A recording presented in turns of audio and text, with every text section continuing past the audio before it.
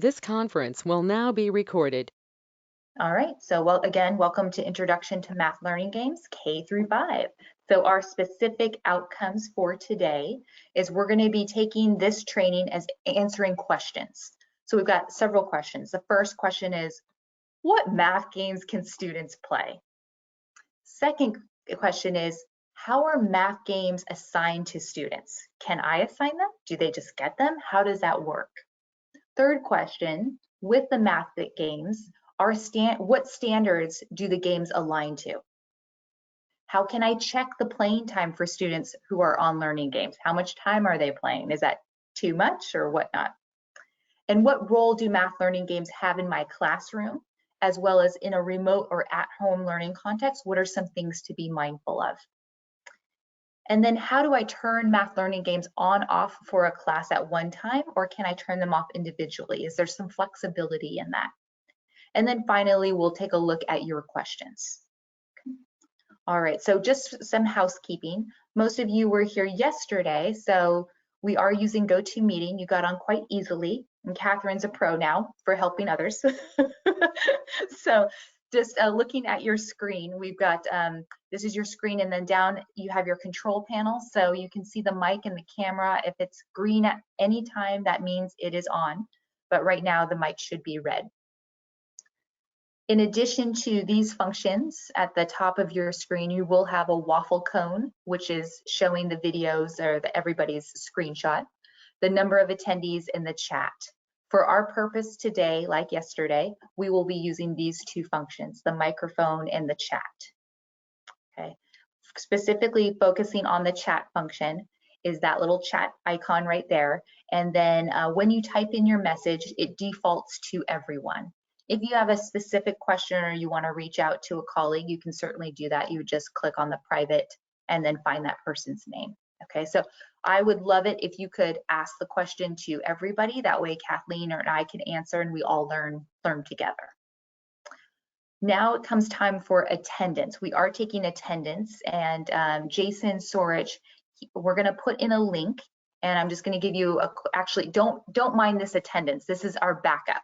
This is the backup plan. So what Kathleen has inputted in the chat is a link to Alum Rock's attendance form. So if you could click on that link, and then I'll give you a minute just to complete those 3 questions on the form. And when you are done, go ahead and write done in the chat, and that will let me know when we can continue.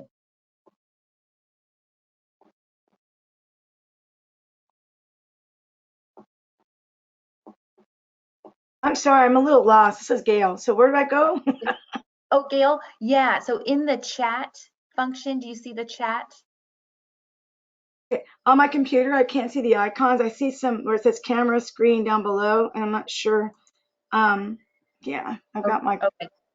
So maybe, Gail, let's do this. Actually, can you remind me your last name again? It's La Roca. It's 2 words, L-A and then capital R-O-C-C-A, La Roca. Okay, and then your site? I'm at Meyer Elementary. That's right, Meyer. Okay, excellent. I got you covered. I will. Okay, thank you. I'm low tech over here, so I'm learning a lot. We work together. Thanks for speaking up about that.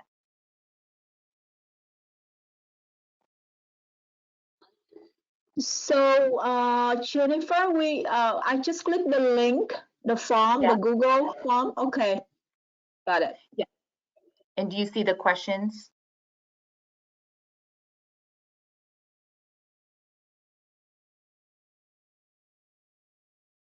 It should look like this.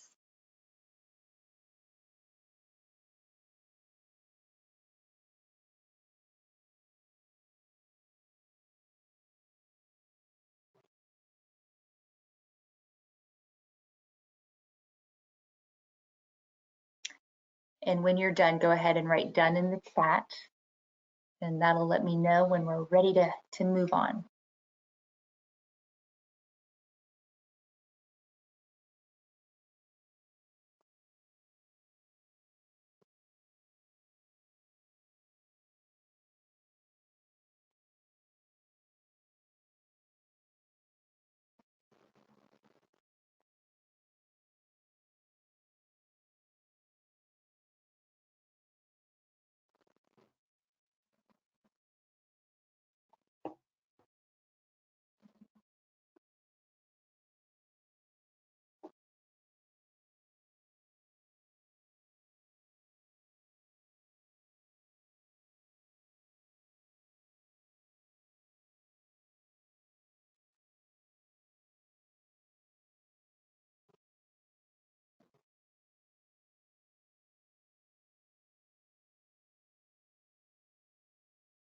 Oh, Maureen, thank you very much.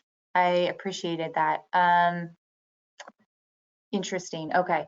This was the link that I received. So we always learn something new.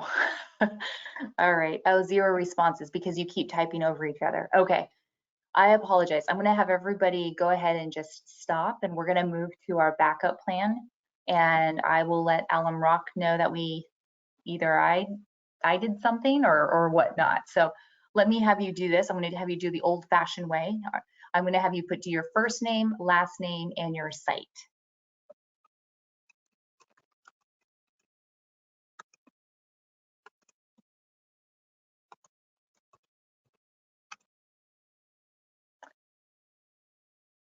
So yeah, Maureen, just make sure your site goes with your name. So when I look at the transcript, I'll have that together.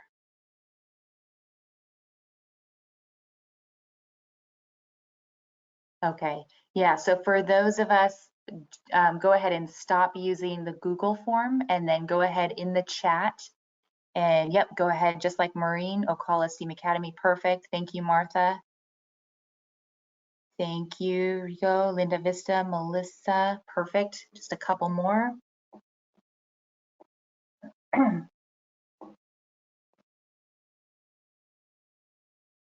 Okay, excellent. You guys are doing great. Okay, fantastic. So keep it coming in the chat just to make sure that I can communicate that you were here and your site as well, so Jason can keep track of the attendance. Great. Okay. And then Kathleen will just check to make sure that we've got everyone. Okay, so our next chat function is just a quick needs analysis. So I just want to quickly know, how familiar are you with math learning games? Math learning games came out this year, so for Alum Rock, they are new. So you may have seen them, but I just want to know, are you familiar? In other words, do you know the purpose of the games, what games students can play, and how to access and analyze reports? Or are you somewhat familiar? You're like, hey, you know what? I'm kind of familiar why they have math learning games, and I know a little bit about the games. I see students play the games, and I may know how to access the reports, but that's about it. Or are you completely new to math learning games and you're eager to learn more? So go ahead in the chat function, just write unfamiliar, somewhat familiar, or familiar. And let's see what we got here. Unfamiliar, okay, great. Great. Thank you, Catherine. Good. Tao, unfamiliar. Great. Tao's doing the shorthand version. Okay, it looks like basically 90 to 100% of us are unfamiliar, somewhat familiar. Thank you, Gail. Okay, that helps me understand where to kind of go into detail or expand a little bit more. I really appreciate you taking the time to do that. Okay, let's go ahead and move in. So we are going to move into our math learning games. We are going to be using the Learning Game Educator Guide. It's available on iReady Central, but what I'm going to have is I'm going to have Kathleen put the Learning Games Educator Guide in the chat. And when you see it, go ahead and click on it. And by no means do I expect you to navigate the educator guide and the dashboard and log into your report. Not at all. This is just used for your reference. So I'll be going through the educator guide, expanding on that, but please use it as your reference for after the session. All right, so let's go ahead and start with our questions, and we're going to first answer the first question: what math games can students play? Okay, as we go through, I'm now going to turn off my camera just so that you're not so focused on all my hand animation, but you're more focused on the content. All right, here we go. So what math games can students play? First of all, when we think about math learning games, we need to think about, like, what is the purpose of math games and why are they here within iReady in addition to online instruction? So we've done a lot of research, and you know your kids love games. They love games. And so what we decided to do is we decided to merge gameplay and learning together. And the principles behind that is that, one, there's a lot more intrinsic motivation when kids are playing games and learning.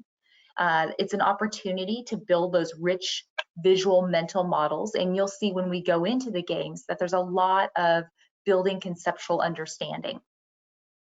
It also allows students to explore with learning games and productive struggle, and they also get constructive feedback based on the moves that they make. It also helps students become self-directed learners through meaningful and strategic choices. Sorry, I don't know if you can hear that, but I'm getting a public safety alert. Probably you are too. Okay. It helps students become self-directed learners because they're in control of their learning and they're making the moves. So with that context and with the purpose of merging gameplay and learning together, what does that look like in iReady?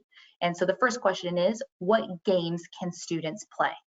Well, let's go ahead and based on your grade level, you're going to find out what games students can play.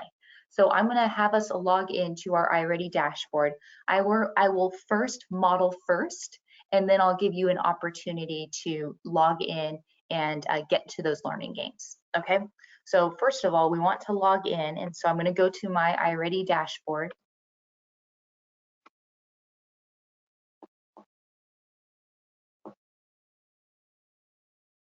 Okay, and we can see here that I'm logged in. And I definitely need to change it to math because math learning games are only available in math. They're not available in reading. Now, when I'm here on my screen, when we think about math learning games, it's actually to access math learning games from a teacher perspective, we're actually going to go to reports. And you're thinking, why reports? Wouldn't it be under assess and teach because it's instruction? It's going to be under reports because math learning games is not something that we can assign to students. It's there. So what does that mean from a teacher's perspective? From a teacher, I get data on the games that the students are playing. So that's why we have specifically put it under the reports. Okay, so I'm going to go to reports. It is a type of instruction. So I'm going to click on instruction. And here you'll see, yes, we've got online instruction, and now we have learning games. And the little icon fish is that learning game icon. So I'm going to click on go. When you get here, this is the only tab that you're going to have, which is kind of nice because you're like, oh, there's only one button to click.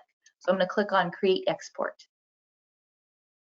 Now here in my demo account, I've got lots of different classes, but most likely you will only have your one class. So I'm just going to say that I'm in second grade, section 1, and so this is my class. And so you're going to see that this report automatically defaults to playtime in the red right here, playtime.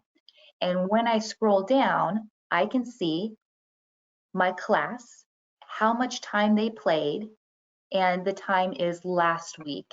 Okay, and I've got last week, last 4 weeks in this school year. So I'm always focused on what happened last week. And you're going to see some pictures here. These are the games that your students can play. And I'm going to tell you a little bit about these games. We're going to explore these games, but our first purpose is just saying, okay, what are these games and how much time are my students playing? So I can see for Devon is that Devon likes the fish game, this tile game, and the cupcake game. So it just kind of gives me an understanding of what games are most popular with my students, okay? So in order to answer the game, what questions can our students play? I'm going to first have you go into your iReady dashboard and find this report to familiarize yourself with what games there are, even though you don't know the names yet, and how much time or what games your students are playing. Okay, so let me give you a moment to log into your iReady dashboard, and I'm going to have you go to reports, instruction, learning games, and click on that create export, and that will lead you to your class. And I just want you to explore what games they're playing. Okay, let me go ahead and give you a minute to do that, and then we will come back and I will explain a little bit more about the games. Jennifer, Yes. Maureen is having an issue. She's trying to log on and she's doing what you're doing within the reports, but she does not have the games icon under instruction. So I'm wondering if the instruction has been turned on. Okay, that's also, Maureen, are you in math or are you in reading? Make sure that when you're on your iReady dashboard, let me start over here, and make sure that instead of reading that you start with math first. Try that and let me know. Oh, you are in math. You are? Okay, great. Okay. So, and you're still, Maureen, I'm doing what you're doing, but okay. So Kathleen, you make a good point that perhaps for Maureen, your learning games are turned off. And so, And Melissa is having the same problem. So I wonder if it's just not turned on. okay. Is everybody else receiving math learning games? Go ahead and type in the chat if you are able to access math learning games.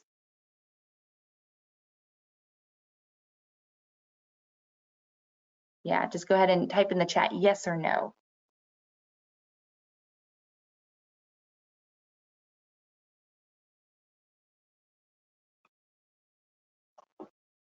Okay, Tao, yes. We are working on it, good. Okay, so some people no, some people yes. Okay, so for, let's see, Maureen, Melissa, Martha, let's, Tao, go ahead and look at the games. I'm also, Tao, you can also follow with me because I'm going to show you what's supposed to come at the end of our training now at the beginning, okay? So there could be your math learning games could be turned off. So let's go ahead and see if that's the issue, okay? All right, so what we're going to do is we're going to go to rosters. And for rosters, what I'm going to look for is my class. So as you know, I'm in the demo account, so I've got lots of classes. I'm going to go find my class, and I can see all of my students here, correct? Oops. There we go. Okay, so I need to make sure that you see reading. I need to make sure that I'm in my math class, okay, and I did that. And so when I look at my class, I'm coming over here to the right-hand side and I see instruction, which is online instruction, and I see learning games. What you see in learning games, is that telling you, is it on or off? Because I see I have one student, Aaron, who's off, but I'm curious if it's all off, we need to turn that on. So to do that, I'm going to click on learning games because it is a hyperlink. And then if it says off, what I want to do is turn it on, and we should be good to go. And then go ahead and save that.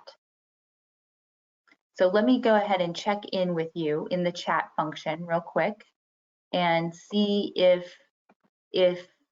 that is the issue, in that we are looking at that math learning games has been turned off.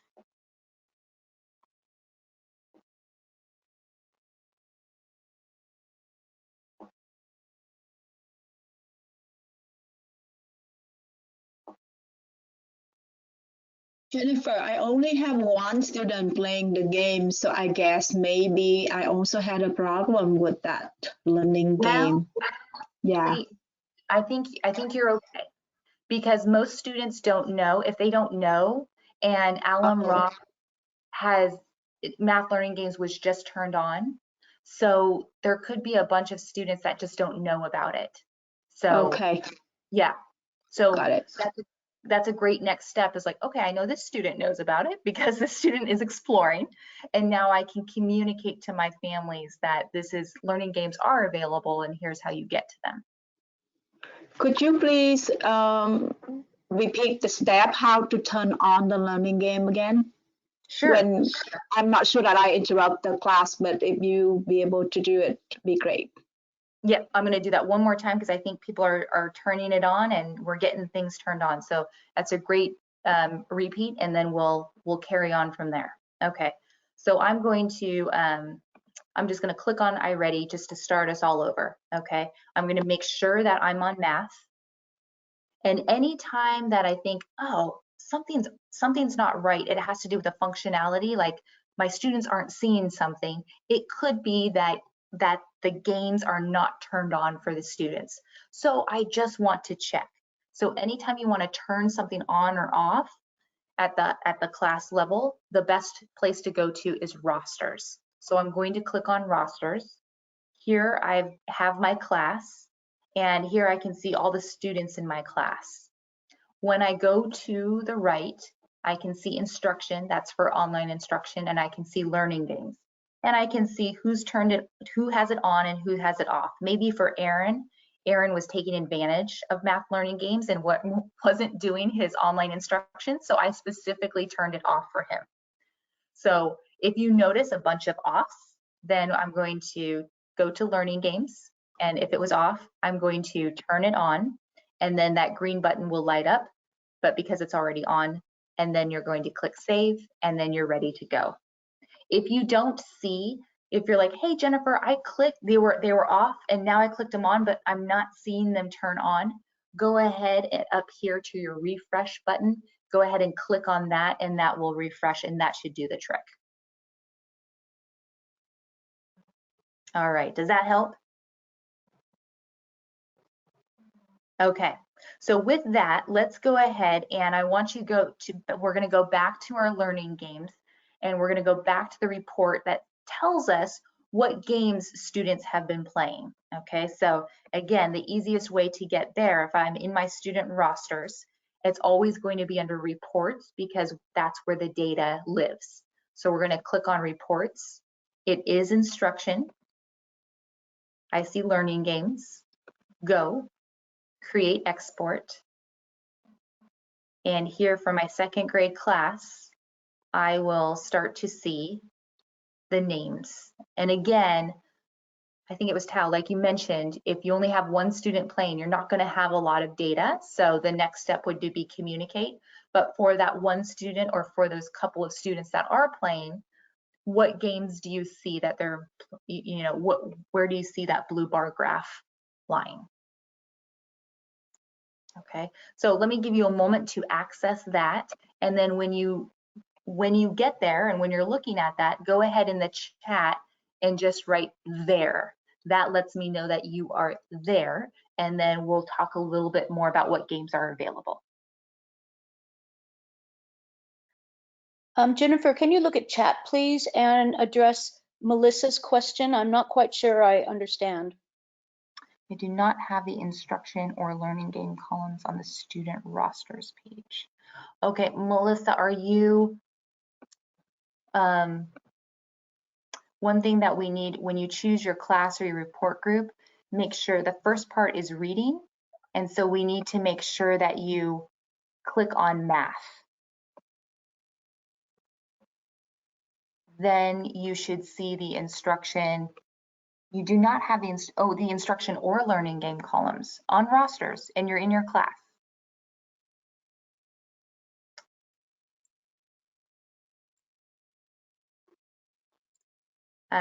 Melissa, I'm going to I'm not sure about the next steps for us specifically. I would like to look at your screen, but in order to do that, I think the best thing is to wait till 2 o'clock, and then we can specifically, I'll give you the presenter screen, and then we can look at what's going on. But we do need to make sure that we're in the math, not the reading, which I think you are. Okay, Martha's there. Anybody else there?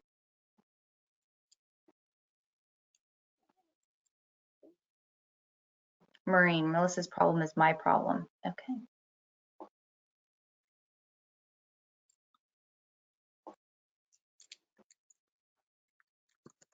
Okay, so for Melissa and Maureen, thank you for speaking up about that. What I will have you do for the remainder of our time is to watch me, and then I need to work on and we need to resolve that. Okay, all right, so what you're looking at, so I'm gonna call us back, okay, and you are now looking at the learning games data and reports, and you see the playtime, and you've got some different icons. So the question comes back to is, what games can students play? So what I'd like you to do, if you are looking at your report, just notice where the games that students are playing, and I'm going to briefly give you an introduction of what these learning games are, okay? So the first game that's available to students is Hungry Guppy. This is available for grades through K through 2, and it specifically focuses on visual addition with numbers 1 through 6, okay? What happens after Hungry Guppy? We move to Hungry Fish. So for Hungry Fish, this game is available grades K through 5, and it focuses on addition and subtraction. So again, the key thing I want you to think about as we go through these games is how it's building number sense, building fluency, and conceptual understanding. So if you find that students need more number sense and things like this, these are great things to communicate to your families and have students play.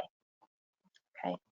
Next game that we have is we have the game Match. This is a very popular game. Again, it focuses on number sense and conceptual understanding. But for Match, you can start to see that we've got the different areas in math that students can play.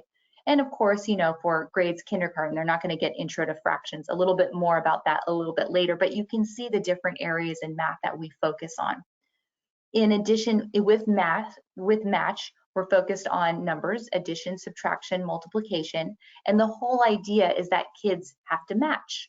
So when they look at these, they're matching the tiles. We also have a game called Zoom, and the Zoom is an interactive number line to find missing values, compare numbers, and really build number sense. So it really helps to look at place value.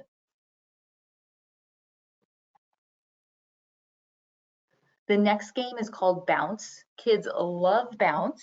Bounce is a good one. They're basically bouncing the ball in these areas, and it's really working to compare numbers and find the location of integers, fractions, percentages, decimals, pie charts, and on a number line. So lots of different things there. And here's an example of Bounce with 1/3. As I'm moving the little monkey along, I can see that 1/3 I'm moving to 2/3, but that just lets me know. So again, really building that conceptual understanding. The next one is pizza. As a student, I run a pizza shop. It's for grades 2 through 5, so it's a lot of mental math, and you're really working with word problems. The next one is Cupcake. And for Cupcake, you are running a cupcake shop.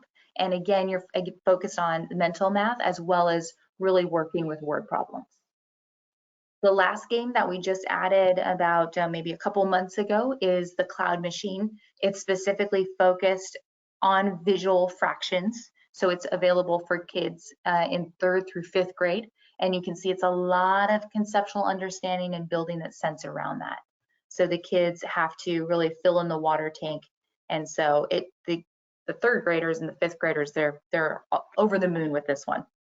Okay, so those are a little bit about the games. And so hopefully what you see through those is that the kids are interacting with the math, and they're in control of their learning.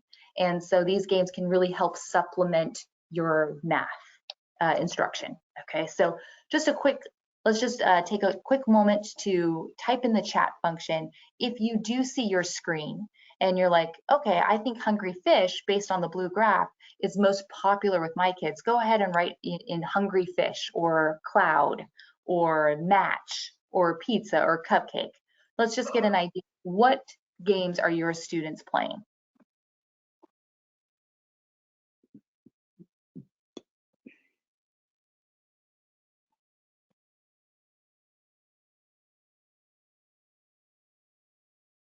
Okay, Hungry Fish is first one. Yes, that is a very popular one, Margaret. Anybody else?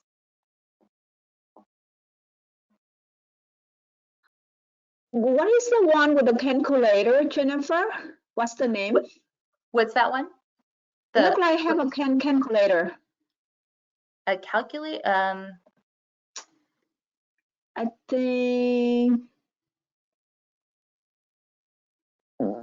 this is the one. The second one after the fish. Oh, that's Match. Okay, yeah. Match. That's what my student played. Yeah. Okay. Yes, that's also very, very popular, and we always recommend that to teachers. Yes, that's a great one. Yep, building that conceptual understanding. Okay, good. So now that we know a little bit about what those games, the purpose of behind the games, what games students can play, let's take a look at, like, I know from a teacher perspective, I know to access these games, I go to reports, right? But how do the students get to these games? Because clearly in one of our classes, students aren't playing the games. And if we want them to play, what does that look like? How do they get there? So this is an example of the K through 2 dashboard. And if I click on reading, I'm in reading, right?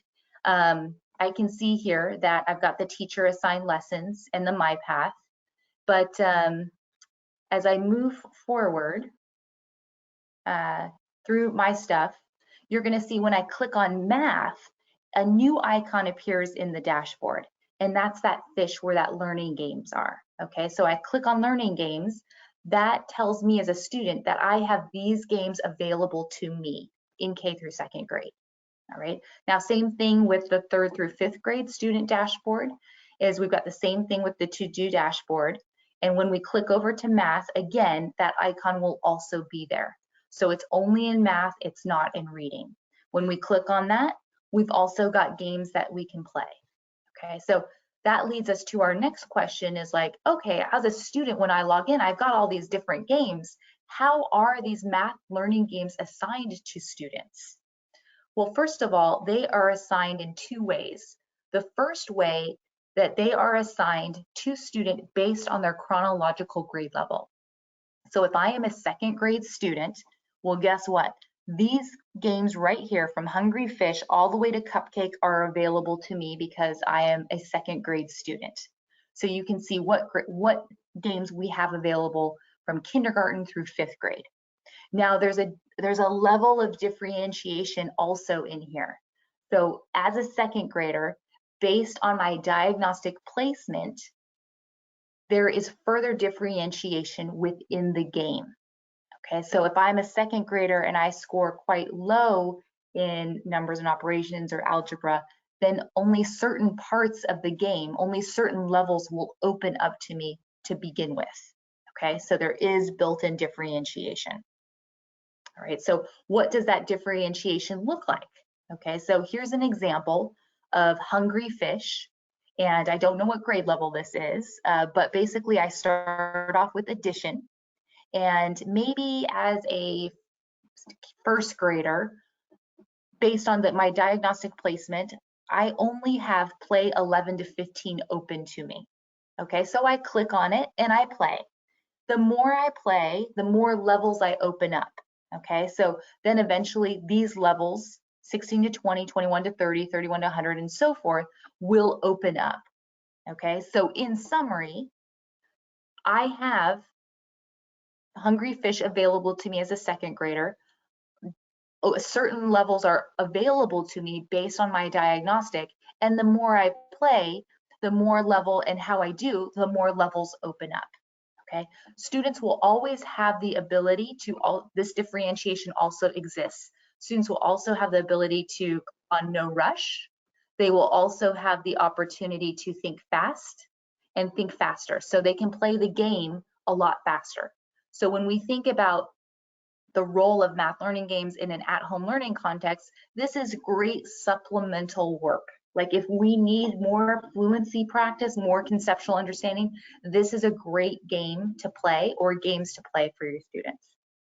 Okay, so when we think about these games, now that we know the purpose, we know what games are available, how they're assigned to our students, what about the standards? Do these games actually align to math learning standards for their grade level? And the answer is yes. So in the Learning Game Educator Guide on page 10, there is this wonderful chart that basically has the same layout of what games are available, but instead of what games are available, it has the learning games and the Common Core alignment. So you can see what the standards are. So how is this important to us as teachers? I think that based on what we're doing in an at-home learning context, we can really think about like, if you're focusing on number sense, perhaps Hungry Fish is a great game to play. And so what I would want to do is I would want to communicate to my class, I would want to say something like, after you complete your math online instruction games, go ahead and play math learning games. Because we're focused on addition, I really am looking for you to play Hungry Fish. Okay, and the reason we want to do that is because we cannot assign specific games. We can just communicate what games. Students have the autonomy to play whatever game they would like. Okay, so what I'd like you to do is is let's just go ahead and take a look at the grade level and the game and the standard, and just think about like, ooh, based on what you're teaching or a standard that you're thinking about, what might be the game that you might want to assign, not assign, communicate to your students.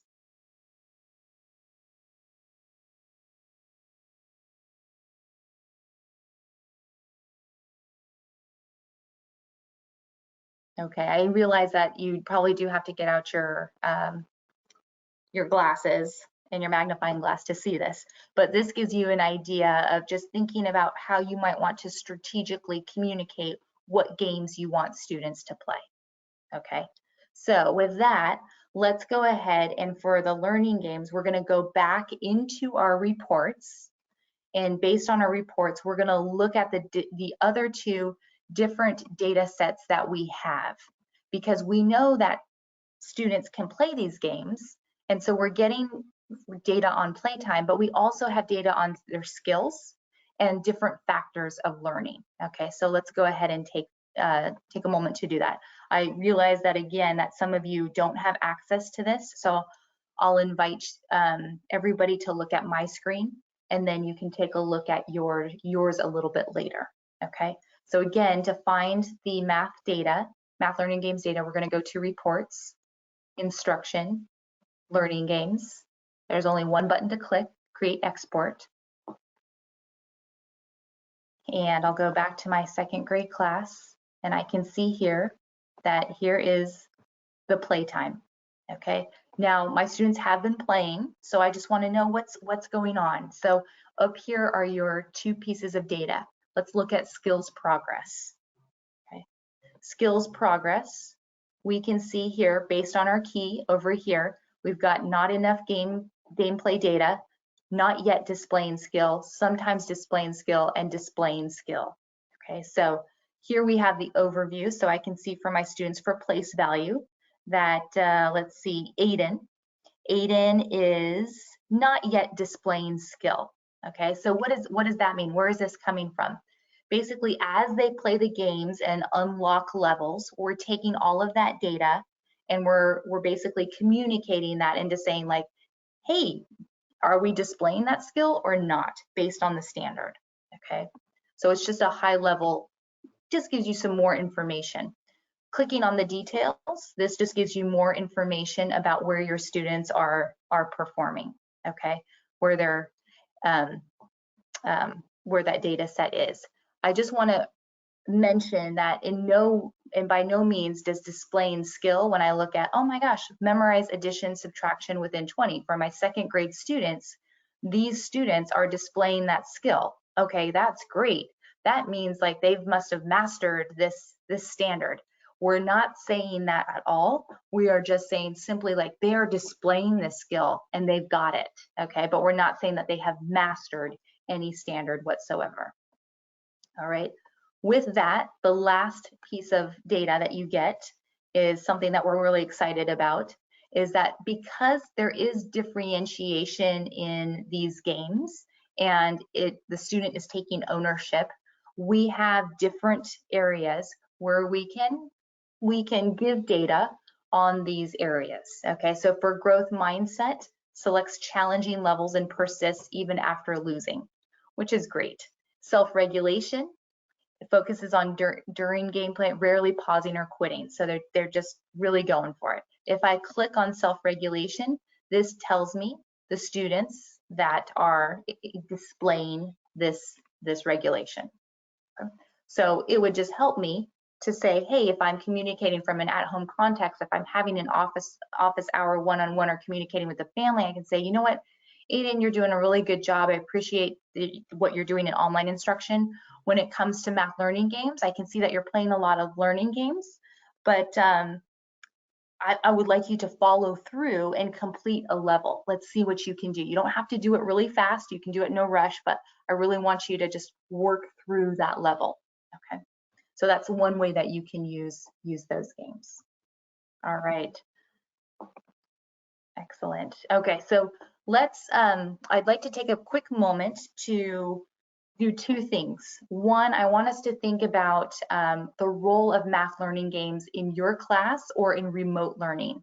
So what does that look like? For example, is math learning games, is that going to be in conjunction? Do you have an expectation that math learning games will happen with online instruction? Or is the role of math learning games supplemental? After online instruction, if you have additional time, you can do math learning games. Or is it something where you're like, okay, online instruction Monday through Thursday and math learning games is open for Friday? There's lots of different ways that you can integrate math learning games, but based on what we've talked about and the purpose of them, like what role do these math learning games have in your class or remote learning? Okay, so I just like to give you, 20 seconds to really think what role they have. And then I'd like you to type that in the chat. Like, what's the role of math learning games in an at-home learning context?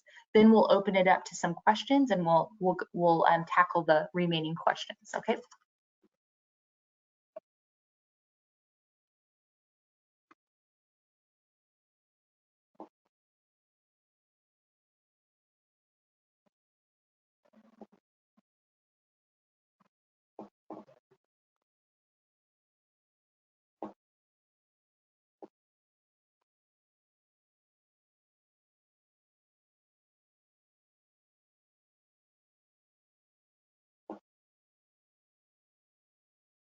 All right, excellent. We're starting to get some responses in about the role.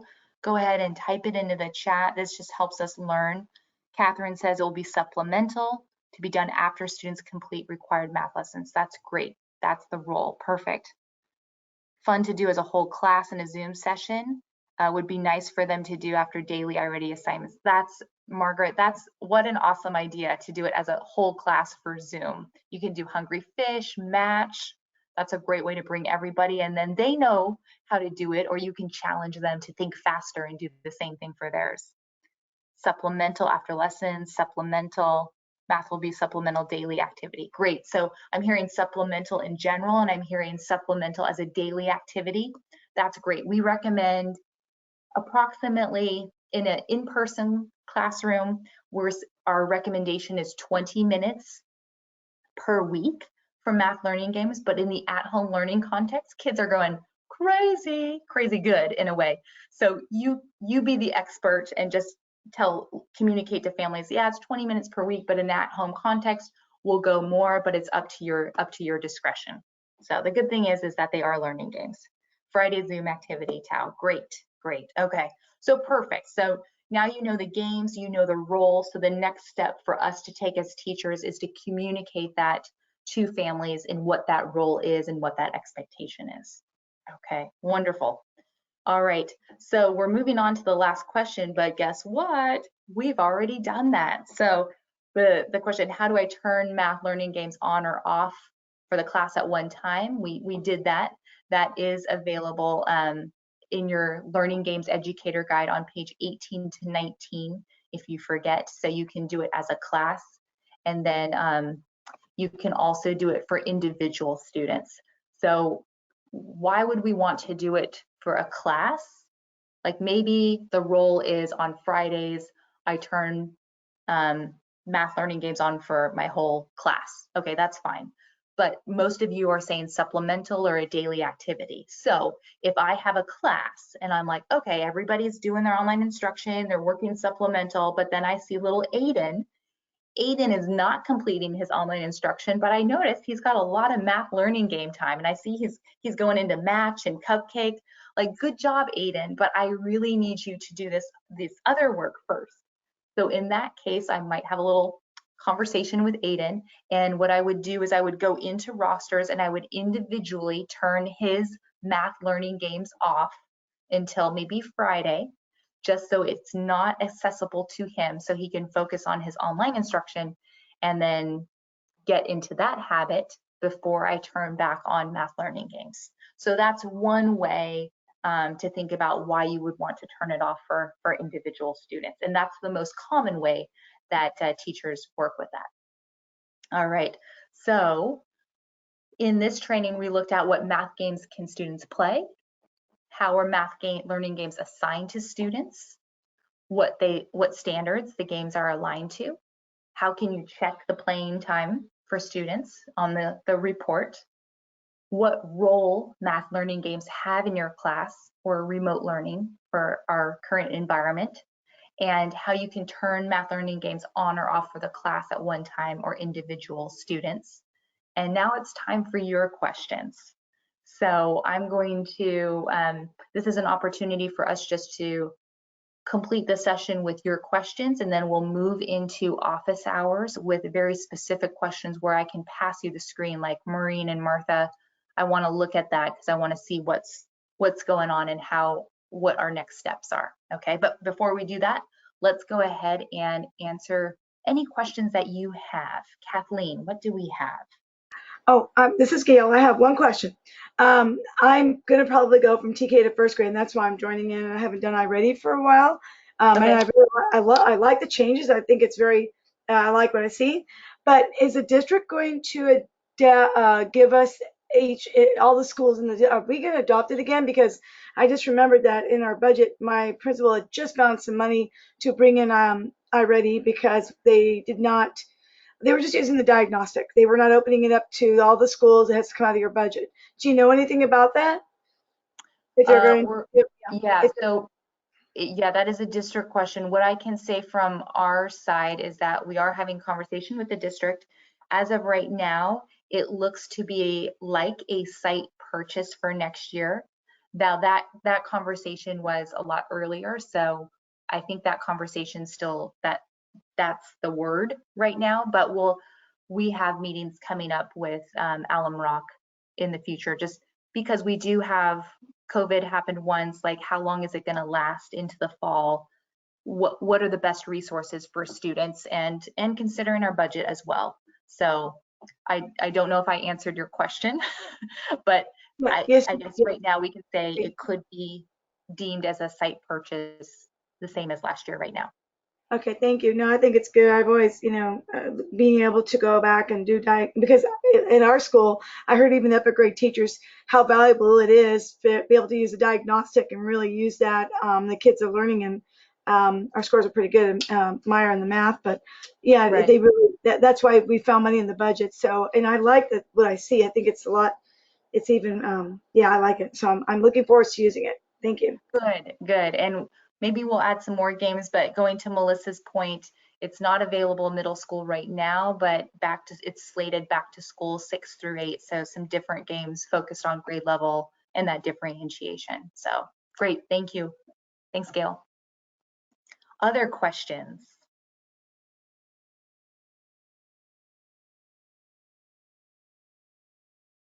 Jennifer, Catherine wanted to ask the question if the usage, the online instruction time and the game time are separate. And I told her that those were separate. Thank you, Kathleen. So yeah, thank you. I think it's a good point to address and reiterate on the training as well, is that yes, we do have online instruction, time on task, and we have math learning games. And we see that there are two different reports that are tracking different time. But the question is always like, but does that math learning games, does that time count as online instruction? And as Kathleen mentioned, no, it does not. It's completely separate. So that's why with the individual students, if students venture into doing math learning games and not online instruction, if your expectation is to do online instruction first, that's why you would probably turn off math learning games for a little bit until we build up that habit or that behavior with that one student. So for those of you who were not on the call yesterday focused on online instruction, just a little shout out, a key reminder for the time on task. You know, for online instruction, our recommendation is 30 to 49 minutes per week in math. With the at-home learning, we have actually amended our time on task to 45 minutes to 90 minutes of online instruction for those lessons. So just something to consider with that time on task. It's still not an hour. I noticed in at-home learning, sometimes they're like, families are like 1 hour of iReady reading a day and 1 hour of iReady math a day. That's not what we want, because you would exhaust it by Tuesday. So it's a great place for math learning games to fulfill that need of learning. Martha has a question of how many minutes does it take to complete a game? Martha, that is a great question. I don't know. I think on average, it's based on grade level. You know, with the little ones, I've completed like Hungry Guppy in a couple minutes for the level, but they have levels, so they just keep building. And so then when I did Cupcake, I could just keep going and going because I'm running a store and I could just quit whenever. So it's difficult to answer that question. Did my response help at all, Martha?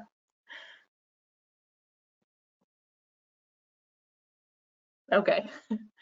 I know it's very, very general. Yeah, you're welcome, Martha. Thanks for asking that.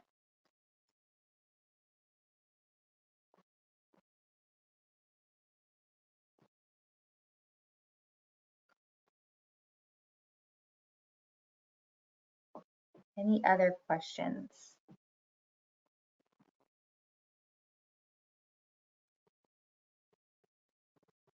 Okay, well, I know that Alum Rock did, let me see here. I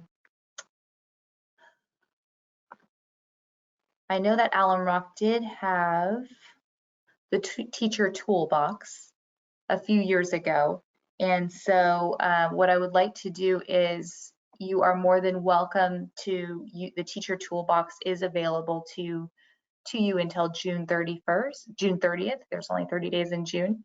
And so all you have to do is when you go to register for the teacher toolbox, teachertoolbox.com, you can put in your address, your email, and you could put in the pilot code, and that will give you access to the teacher toolbox that you've had a few years ago. So if you are looking for some additional math resources, K through 8, those are available there as well. And Gail, going back to your question, are there a certain amount of levels per game? There is. It's not disclosed how many levels per game because it's so differentiated and it's based on the game and the grade level as well. So that's also a little tricky to answer. Every game is different.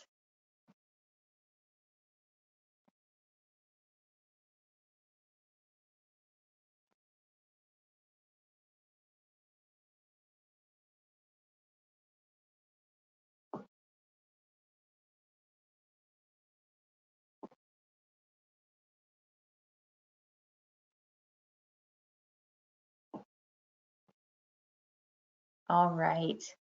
Well, it's just before 2 o'clock. And so what I will move into office hours 2 minutes early. And so you are more than welcome to stay on because you never know what questions people have that you could learn from. So I welcome you to stay if you have a question. I welcome you to stay if you don't have a question, just to see what you might learn or what questions come up. And you are more than free to leave when you'd like, if you feel like, okay, I've got it, I'm ready to go, I'm all about learning games, I got my questions answered, I'm ready to go. So I do want to thank you so much for your time. If you do have a moment, we would love your feedback for today's math learning games training. Kathleen will put the Survey Monkey code in the chat, and the information to complete the survey is on the screen. And if you do have a phone, you can just open the camera, and that camera will put it towards the QR code, and that survey will immediately pop up. So Jen, can I say Yep. something really fast?